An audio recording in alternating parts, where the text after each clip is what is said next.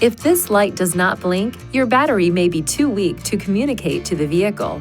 If this occurs, the battery may need to be replaced. Replacing the battery in your intelligent key can be simple if you follow this procedure. First, see the owner's manual for the recommended battery before replacing.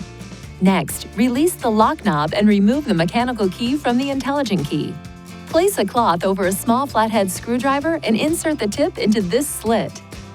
Now twist the screwdriver to separate the intelligent key into two pieces. Look at the battery to observe which side is up so you can put the replacement battery in the same way.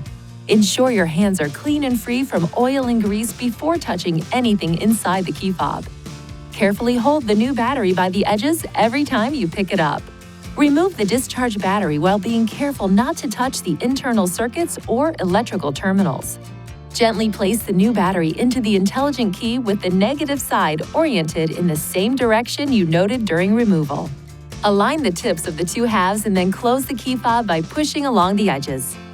Lastly, operate the intelligent key to ensure it works properly. If you need assistance with replacement, it is recommended you visit a Nissan dealer.